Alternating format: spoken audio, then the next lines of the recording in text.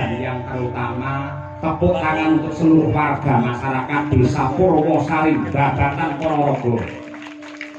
Matur sembah nuwun iki kaya ngono kuwi nduk. Sing dianti-anti wis dadi bukti, sing ditunggu-tunggu wis lumaku. Iya. Nadyan to awake dhewe sowan ana lapangan kene nembe sepisan iki ning gandeng Piyayi Purwosari Babatan Ponorogo iki piyayi sing tresna karo budaya, sing maindhit karo wayang, mula ya lapangan sing semene jendare meksa ora cukup ya, Mak. Mergo akeh sing kepareng rawuh mangestoni marang Desa Purwosari. Iya, luar biasa. Ora mung ana ing Purwosari, marang Mbah Makaping-kaping saben-saben awake dhewe sowan ana laladan Ponorogo. Kahanane ya pancen kaya ngene iki kok, Nok. Piyayi le antusias, le tresna, le cinta karo budaya jati diri bangsa pancen kaya ngene iki becike.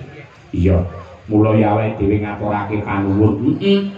Wajib awake dhewe ngaturake gunging panuwun ing tanpa upami wabil khusus dumateng warga ageng masyarakat ing Desa Purwosari Babatan Ponorogo ingkang ripalungguhan iki dalam rangka bersih desa ya karo sosialisasi desa bersinar. Desa bersih narkoba.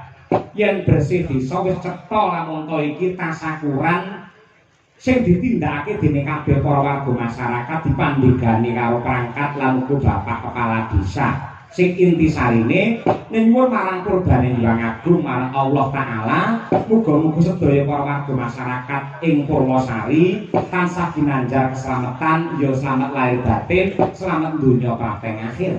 Ngono ya, Mas. Kaya ngono kuwi resik marang desane ngresiki penggalihe sing nggoni lan uga ngresiki apa papan-papan yang kanggo kebutuhane Bebrayan Agung. Mula mau panitia aku sangat condong, aku sangat rumojong, aku sangat cocok menghimbau kepada para penonton semuanya untuk ikut menjaga kebersihan di lapangan iki, dicawisake tempat sampah utawa plastik, mengko yen ngastor regep apa wae aja dibuang sak nggon-nggon. Ning wis ana ya kuwi wujute wadah kanggo ngregeti marang sampah-sampah mau, pamrihe bubar wayangan papan kene tetep resik kaya ngono nduk. Lah iki maknane bersih desa ya ning kene iki.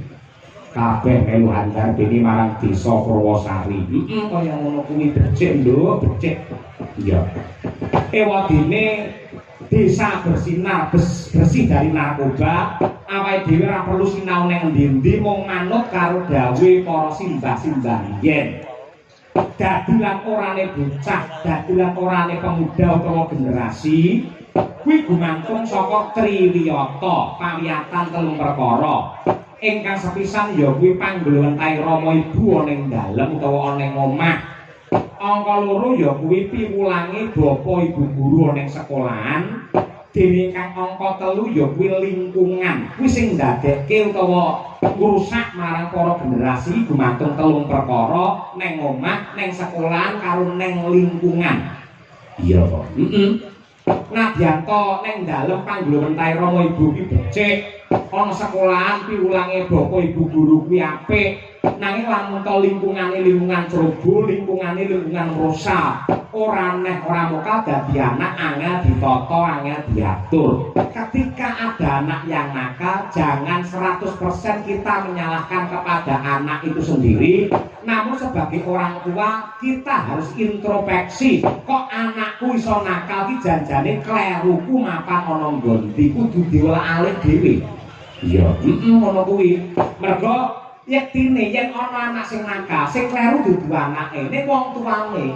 Ngono ya. Kaya ngono kuwi, le milih sekolahan piye, le trawungke piye, le glowentah ana dalem ki piye. Mergo nadyan kaya apa lan kepiye. Mbuh 10 tahun utawa 20 tahun sing bakal teko, sing calone memegang tongkat estafet ya kuwi nyiseni marang kamardikane bangsa Nuswantara iki para nom-noman kuwi aja nganti mengko morale dadi rusak, pakatine dadi bobrok, mergo anane narkoba sing bener-bener rusak marang generasi bangsa. Aja mung nyalahne anake ning kabeh para piyai sepuh bebarengan gatekke karo anak. Rata-rata anak sing nakal ngono kuwi mergo kurang perhatian saka wong tuwa, iso uga mergo wong tuane rusak-rusakan kegiatan karo bojone iso. Terus banjur nggih pelampiasan dadine kaya ngono. Lah padha karo Pak Lurah Purwosari iki, Pak Sukatman. Dadi lurah ki ya kudu adil, kudu rata.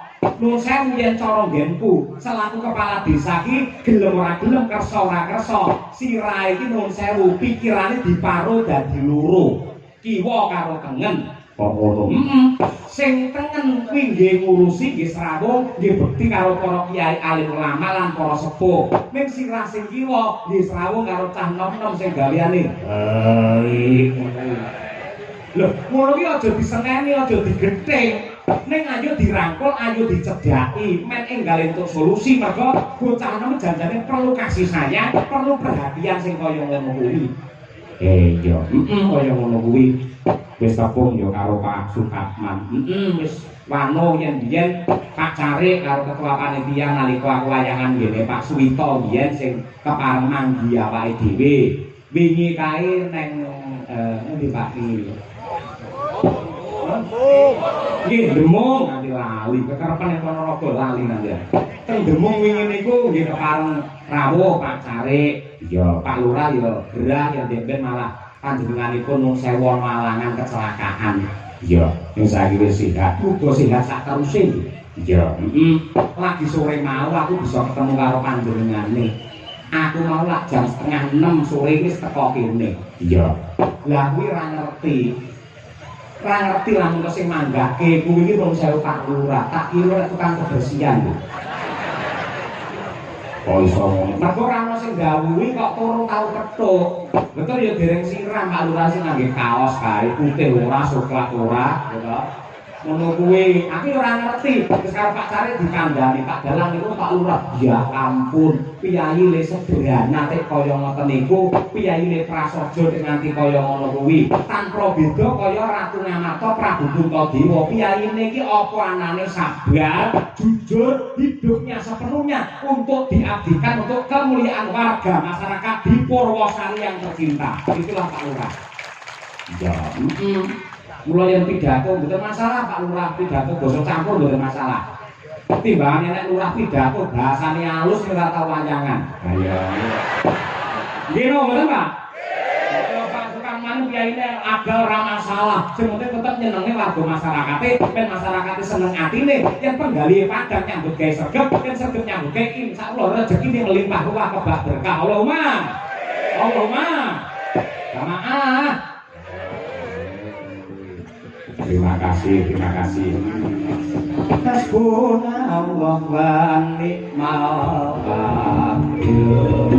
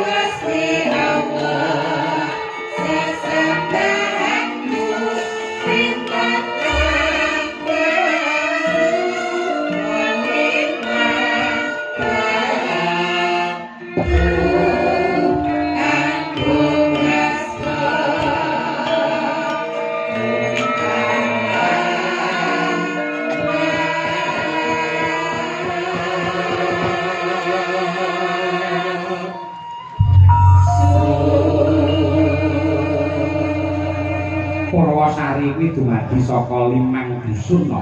Masa. Tempel nyimput cepet utara, cepet selatan karo Kajang. Yo, terdiri dari 38 RT.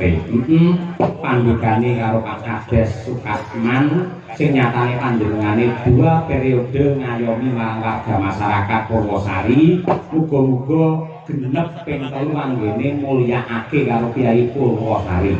Ya, amin. Uga matur nuwun karo Pak Cari utawa Mas Cari Arif Saifuddin ya, Pak.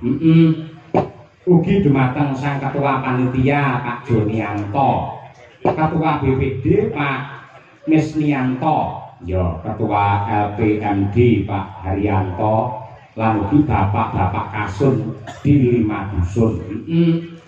Mbah Sumawan, bapak Pak Cari kuwi, ya matur nuwun. Lan wabil khusus dumateng ibu-ibu PKK Seni Karawitan SPMB utawa Sri Kandi Purwa Marwita Budaya Purwosari. Lah iya panjenengane mau sing ngersakake klenengan sore mau Tanjung Gunung mergo janjane ibu-ibu PKK arep pentas nek nganti panjenengane ibu-ibu padha nabur gamelan terus sing masak sapa. Kula panjenengane rela berkorban rasa nabur gamelan engko gawe bar wayangan gen ditabuh karo bojone dhewe. Iya ngono ya Mas. Matur nuwun ibu-ibu sedaya sembah nuwun ingkang upami Bu Camat ya Pak Dan Ramil karo Pak Kapolsek lan jajaranipun para sepuh ingkang kareng mangestoni Kiai Alim Ulama ya Mas. Sembah nuwun. Kuwi dhisik ayo gandeng iki ana bintang tamune no. Sapa?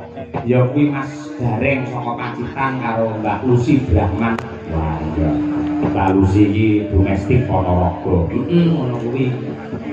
Sambene dadi waranggana ning asline iki dhek iki profesinya menjadi penjual daster online.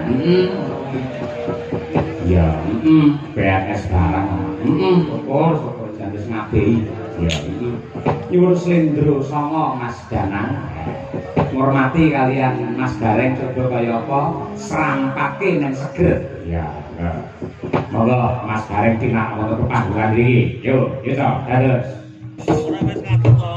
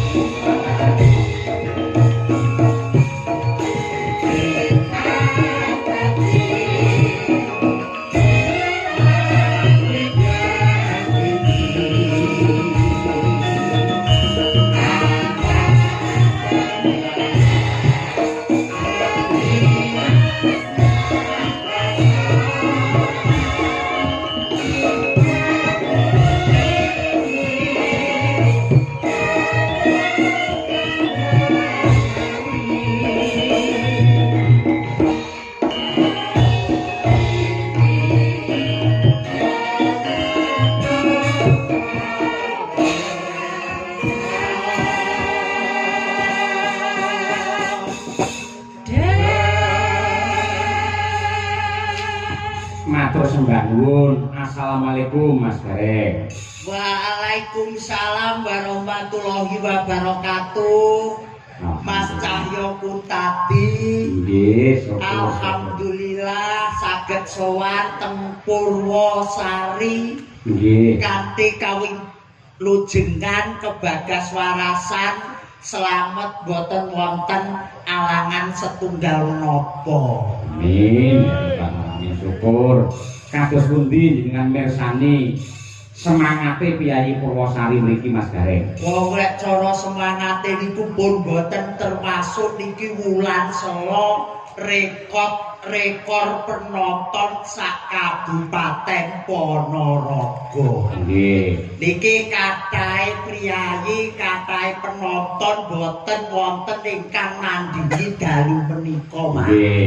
Ini membuktikan bahwa warga masyarakat di Desa Purwosari, Malimbarim, Babatan Ponorogo, para penonton sedaya adalah salah satu promotor lestarinya budaya Indonesia. Tepuk tangan untuk penonton semuanya. Kula saka niku urip karo budaya ki bakal endah. Kok ngaten? Nggih, wong ki lek kebaing budaya akeh sing jenenge geguyonan, akeh sing jenenge ngerti nang seniman, uripe bakal kepenak, mulya keluargane, mulya uripe, mulya jabatane. Amin ya rabbal alamin. Wayangan begini ki luar biasa saestu, Mas. Sing luar biasa napa niku? Oh, nggih penontonane akeh banget. Penontonane akeh, terus dulure kabeh do nglumpuk rene, bakule niku sekilo, Mas. Nggih ta. Kokono teko kene iki aku lewat ki sekilo ki bakul umpet-umpetan kiwa tengen. Masyaallah. Didongakne nggih Mas Gareng nggih. Kula dongakne muga-muga sing bakulan muga-muga laris. Amin. Sing penonton kabeh ingkang rawuh mriki muga-muga pinaringan seger waras. Kathah rejeki. Panjang yuswa. Desa Purwosari muga-muga njayeng bawana saged dados desa ingkang kondhang. Amin. Iku mulane diweneh-enekne jenenge bersih desa. Apakah itu bersih desa? Bersih desa itu termasuk ada beberapa suku kata, Mas.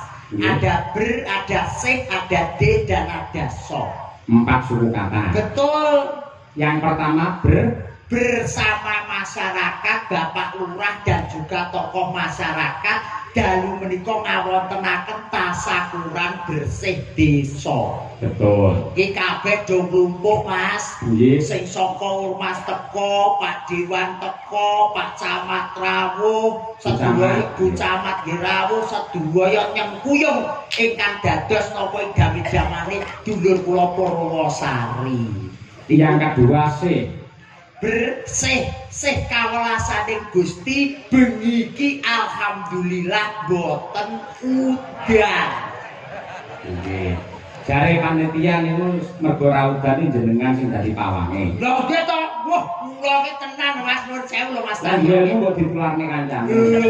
Wong jenenge duwe ilmu wong mulak udan iki gampang to Mas. Nah, kula mah guru kali jenengan pripun Mas. Kula ki wong elek-elek ngeten iki nggih dukul pawang udan. Syukur. Contone udan teko saka etan. Nggih. Tak tulak balik ngetan. Udan saka kidul tak tulak melayu ngidul. Udan saka lor tak tulak melayu ngalor. Udan saka kulon tak tulak melayu kulon. Terus Udan saka dhuwur. Wong Purwosari sugih-sugih lho Mas. nggih ta. Ya terope ya dibeki to. Nggih. Kok dadak bingung ora usah golek pawang. Udange tukang telok dibeki dulur kabeh rasa mar udanan. Nggih, alhamdulillah. Niki palilahi Gusti ingkang teges sedaya niku ikhlas lillahi taala ngenekne hiburan ngenekne tasakuran Mas. Diberkahi dening Gusti Kang Maha Agung. Dulurku Purwosari bengi iki wayangan aja ngantek udanan. Niku. Selanjutnya Dene bengi iki dalange Mas Cahyo Kuntadi sekalian Ibu Sukesi Rahayu. Nah, Niku wong sakeluarga. Nggih, terakhir Saben wayah Sela niku muga-muga diwontenaken tegese wayangan kados dalu menika. Amin ya rabbal alamin. Pokoke muga-muga ora sah dadak eneke anggaran disusut ya ora apa-apa ya Mas ya. Sing Awakmu disusut. Mosok to? Lah aku kancane wong 50 kuwi lak ijen. Aku kok ora disusut to Mas. Lah piye? Pedhotel. Ning mboten dados napa Mas. Kula ki kalih dulur Purwosari ki paribasane dhuwit ki nomor 6 Mas. Dhuwit niku nomor 6 kalih dulur Purwosari napa meneh kalih Mas Arif pacare ganteng iki lho. Aku ora tega narik 5.000 ya kali 1.500 kok. Saya pertanyaannya sampe kok nyepeleke duit nomor 6. Lah siji nganti 5 apa? Pancasila. Pak dosen nggih paling boten nggih dasare negara Mas nggih. Garuda Pancasila. Keadilan sosial bagi seluruh masyarakat Indonesia. Begiki adil Mas. Ora didhuwurne, ora didekne dulur kabeh sak Purwosari teko rene njaluk donga muga-muga Purwosari saged kondang jayeng bawana. Amin ya rabbal alamin. Tur dawuhipun saking panitia lan ugi Pak Lurah, ini adalah ajang uji coba. Mangke menawi masyarakat tetap semangat dan antusias, insya Allah tiap tahun niku tetap wayangan ning digilir bisa uga ning tempel ning info terus ganti ning Cepet Utara dan sebagainya. Mengko manut karo masyarakat mergo sing jenenge panitia karo Pak Lurah ki anane mung ngamini apa kang dadi kersane waktu masyarakat Mas Bareng. Amin. Amin ya rabbal alamin. Tiap dusun dienek ning wayangan amin. Nek mau nggih dawuh Pak Lurah. Gandeng Pak Lurah menika piyai sepuh benjang taun ngajeng tetep wayangan ning wayangan klasik tanpa bintang tamu dagelan bareng. Mas Cahyo, enek ku nolak tak done apa piye? Iki tak done apa piye ora mesakne. Dulur Purwosari mlumpuk blek lho, kabeh rame Purwosari mlumpuk kene kabeh lho. Kok iso wingi ngedone iki pangkatmu apa ngedone udan lho? Wah, aku pangkatku terop kok. Loh, lu tukang terop kok iso ngedone udan. Oh ya. Desane Purwosari, gandeng mau bersih desa wis jabarkan persuku kata. Saiki Purwosari aja nganti dilalekke. Purwosari 4 suku kata. Pur. Modar iki. Wis iki mau sepelane ning mburi ora nek kuwi. Lho, saiki iki zamane maju Mas Gareng. Jadi pelawak kudu serba cepat, tepat dan akurat. Aja nganti sambat. Wong jane kula niku mboten sambat, Mas. Ning lek nggih wong jenengan ki langsung dadakan ngeten iki kula kan nggih mumet. Lho, ora apa-apa. Oleh cara nggih dulur-dulur lintune kan nggih caces-caces ning nggih kula kuat-kuatne, Mas. Kula kuat-kuatne teng mriki ditenggani menika beliau Bapak Agus Dewan. Matur nuwun Pak Agus. Pak Agung Dewan, wonten Bu Camat, Pak Lurah sedaya sak kecamatan Babatan Mas. Iki ora ketang sithik-sithik ya tak uceki ora ketang kok ya lek luput yang benerno. Heeh, omonganmu aja mubeng ae. Ayo Purwosari piye? Yo, paribasane wong nggih boten kok ngoten to Mas. Paribasane kan kula kali jenengan ngeten iki kan ya perlu dengan berpikir. Upamane bocah cilik isih TK. Terus SD, SMP, SMA, terus kuliah. Bareng ngono iso mikir. Ya. Lah ya pikiran Purwosari ya apa? Pur piye apa? Lah pur niku tegese lunas, Mas. Pur niku tegese lunas, wis lunas krentek atine dulur Purwosari bengi iki ngenekne wayangan dalange Mas Cahyo pun tadi. Ya ora. Sik to aku iki wong jaman saiki ora ngerti pur ku iso lunas. Napa leres to, Pak? Puri lunas. Pur niku lunas to nggih? Oh iya. Oh kulino dadi asistene Mekar kok Pak Dek. Dadi nek ngerti lek pur ki lunas. Nggih. Selanjutnya wonten kahanan dalu menika regeng sanget ditenggani beliau-beliau usarane ngadil termasuk pucuk pimpinan wonten ing laladan Kitha Ponorogo. Terus saben wayah sela diagendakan ngeten iki mugi-mugi dulur Purwosari manggih kawilujengan kebagas warasan selamat donya selamat akhirat. Terus rinten kelawan dalu tansah manembah marang Gusti muga-muga rejekine melimpah ruah barokah saged tindak dhateng Mekah lan Madinah. Turai asmane Bapak Sukatman Su. Sik Mas, tak mikir sik Mas, nggo padakne sing 15 yuta ya. Ya ora. Wah kene lho, nule mbok iculi lho, wong kok cepet. Ora perkara nominal, jenengan luwih enom. Nggih. Tegese pemikirane luwih cemerlang, luwih cerdas, luwih cepet kudune. Angger enom mesti pikirane cemerlang. Heeh. Urung mesti to Mas, kok ya bayi ki cilik ya ora iso omong kok Mas. Wis sampe ora bayi. Ya wis bar bayi iki Mas. Ayo, Su niku sugih bondo, sugih kanca, sugih welas, tangga teparo kelawan masyarakat. Nah, ngene iki sing tak senengi ngene iki. Cerdas tenan. Tenan to, sugih kanca, sugih bola, sugih bondo, sugih piwelas masyarakat. Ya, kuwi mesti dadi lurah. Iki lho, kabeh disugihne. Lek ora duwe welasnya wong cilik, nuwun sewu lho. Kadang kala sembako ya diotot. Niku ngerti. Lho, makan lurah Mas kula nggih. Sing dijone karo masyarakat iku lho. Goro-goro ya sembako tak slenthenge lho, Mas. Iya. Oh iya nggih. Lek teng Purwosari mboten wonten. Mboten enten ta? Mboten wonten. Iya. Yang kedua Kak Sukat. Kat niku tegese niku napa niku sekatan. Kat niku Kat niku disekat. Tegese Bapak Sukatman niku tidak ada batasnya dengan masyarakat kecil, masyarakat menengah, pejabat bahkan pegawai negeri. Iki didung padha, didung rata. Ora ngajeni wae ning wong sing pangkat, ning ngajeni nyang wong cilik-cilik. Mergo biyen dadine karo wong cilik cilik. Allahumma Pak Sukatman kok yo munggah-munggah. Kose rampung kok terakhir man. Minggah nggih Pak Katman nggih. Dikariman ya Allah. Muga-muga to kurang siji ki engko cair.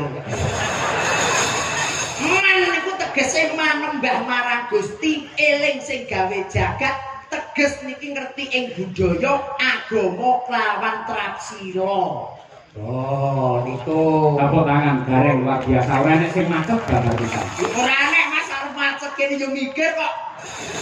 Oh, jenengan ge kok ya Mas kok ya alhamdulillah Mas Cahyo nggih. Pinanggih sampun ping kalih. Muga-muga namung nderek ndedonga mawon sedaya masyarakat teng Purwosari menika sedaya kathah rejeki panjang yuswa. Amin. Jenengan kula golekne kanca mangke ngaturi Pak Lurah minggah wonten pepanggilan. Makaten Mas Cahyo. Mbak Lucy Brahman iki waranggono domestik nyatane melanglang buana. Nggih. Monggo. Mobil dhisik. Mas, Mbak Lucy ki lek munggah mesti ngombe. Sebab e? Brahman. Oh nyombor ya. Yo obot sik. Apa meneh iki wayah besangan, Mas. Esuk sore katul dedah. Iya. Terus Tukung monggo Mbak Lucy yo. Hei. Semangat.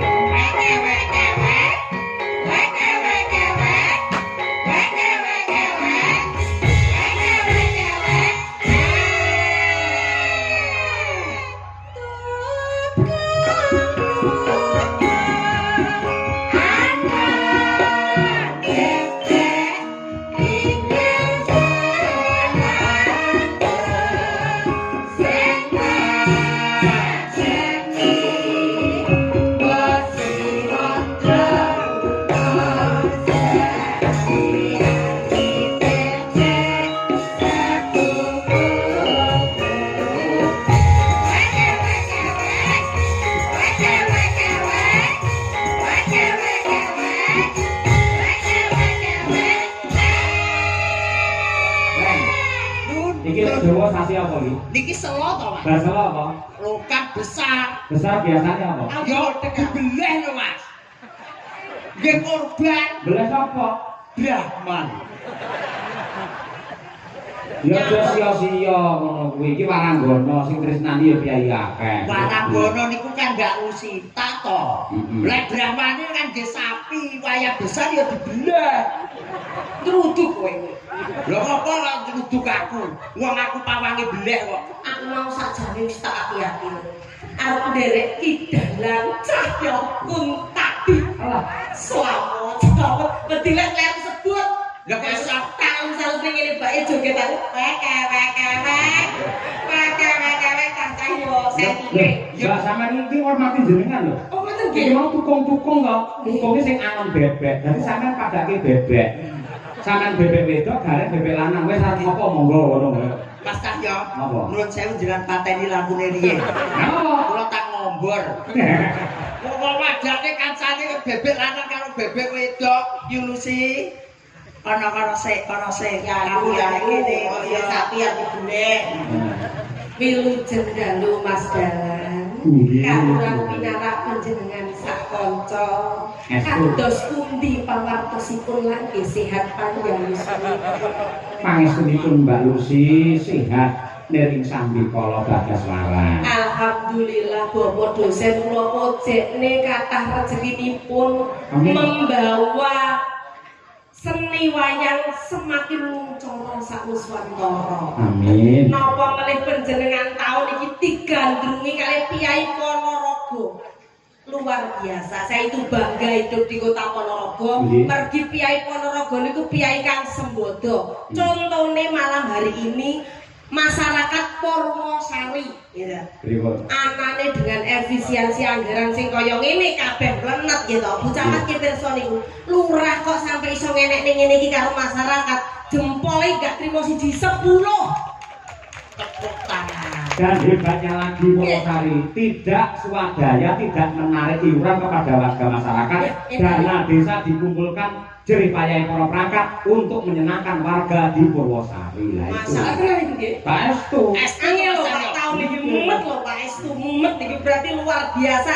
Pak Lurah niku pilihan kanca-kanca perangkat wis tata tenan. Mergi ki sirahe ya umut, apa nek pagelaran koyo ngene iki lho. Nyun sewu sing diaturne Mas Gareng wau leres. Kula mau mlebet lho saged sakek katahe penjual enten 1 kilo. Nah, asmane sapa Pak Lurah? Pak Sukatman ta? Nggih, Pak Sukatman. Piyayine rendah hati, ya ta.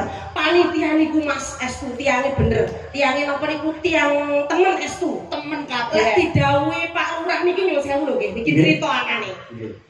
Pak Carik niku namine kan Pak Arif. Mas Arif. Pak Arif ki tinggal kula nggih sing dudos kaya bapake.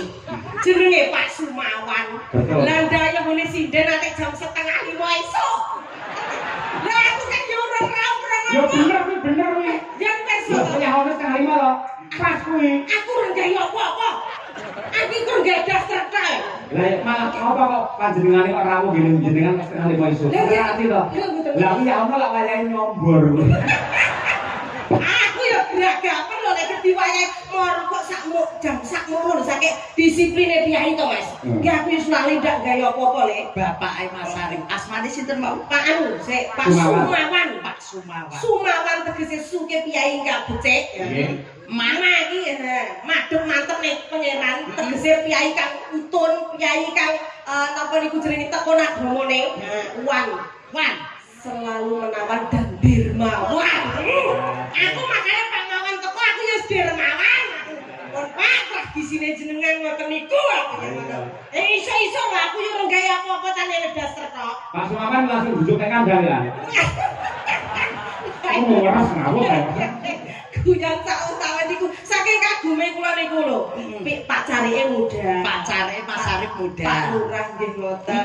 Bu Camatnya niku Camate cantik. Wonder Woman Pemkab Ponorogo. Tenang kok ya. Ketoke perempuan, tapi jatine niku lanang. Strong. Nggih niku. Bu Lurah Bu Camat niku piyayine pejabat. Asmane sinten Bu Camat? Bu Hanifah. Bu Siti Hanifah. Siti Hanifah. Siti tegese lemah. Panguripane wong urip ning alam dunya kuwi jenenge lemah. Ya. Siti Hanifah. Hani. Apa? Ayo. Hani. Ayo ngawur ilang dasmu lho ya. Ane Pak Dewan iki. Hani itu tegese hanya nikmat. Wah, pinter-pinter. Nikmatnya masyarakat sekecamatan Babatan. Nggih luar biasa. Matur sembah nuwun iki Bu Camat sing sregep niku lek enten wayangan nggih ngantos nenggani timbukan. Nek aku gumun Mbak. Ya napa? Desa-desa teng Babatan ada wayangan bersih desa, bersih desa. Nggih. Pertanyaannya kapan ya bersih camat ya? Karena ya. Dereng wonten ning muga-muga begini iki digedakan lho Mas. Wong bar kaya ngene rejane kok kecamatan belum pernah ngrungokke wayangan te kecamatan. Lek nggih kula Karanganyar mriku, niku setiap Agustusan niku teng kecamatan sing mandekani Pak Camat, lajeng para lurah-lurah sak kecamatan niku do iuran, enek kurang sing nomboki camate. Terus pengaten Bu Camat menika anu masukan saking Pemedalan. Monggo ya dipun galehaken. Kesane tambah mumet. Bu Camat niku riyen kanca kula ngopi. Niki rekan kerja wonten Bapedan nggih, wonten pariwisata. Wah, hebat memang luar biasa.